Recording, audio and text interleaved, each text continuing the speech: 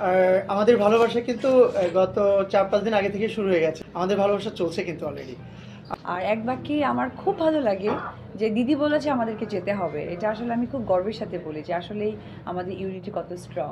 আর আমাদের ভালোবাসা কিন্তু গত ৪-৫ দিন আগে থেকে শুরু হয়ে গেছে। আমাদের ভালোবাসা চলছে কিন্তু অলরেডি। আর আমাদের পরিপূর্ণভাবে আপনাদের ভালোবাসা পেতে আমরা ৯ তারিখে আসছি।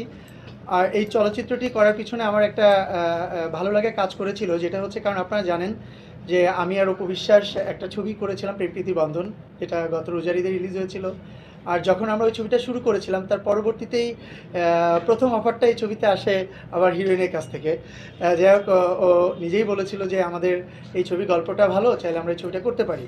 আর আমাদের ডিরেক্টর স্যার সেও চেয়েছিল, উনি চেয়েছিল যে সুন্দর একটা জুটি নিয়ে, আর এই গল্পটা না অন্য টাইপের একটা গল্প, অবট্রাক বলা যায়, বাণিজ্যিকও বলা যায়, কিন্তু ফ্যামিলি সেন্টিমেন্টের একটা গল্প, যেটাতে মানে সাবজেক্টটাই স্বামী স্ত্রী থেকে শুরু করে পুরো একটা ফ্যামিলি মেনটেন করা একটা গল্প।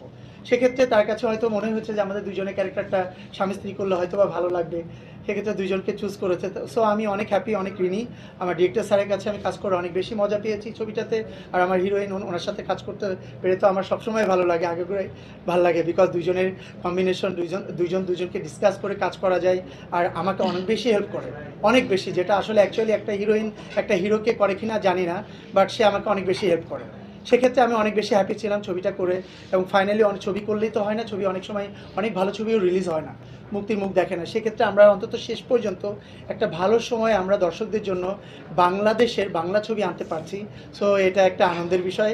আমরা আপনাদের সহযোগিতা সবসময় কামনা করি এবং চাই বাংলা ছবিকে আরও বেশি ভালো রাখতে, ইন্ডাস্ট্রিকে বাঁচানোর জন্য এই চলচ্চিত্রের পাশে আপনারা খুব সুন্দরভাবে আমাদের পাশেই থাকবেন। হ্যাঁ ভাই, ট্র্যাপ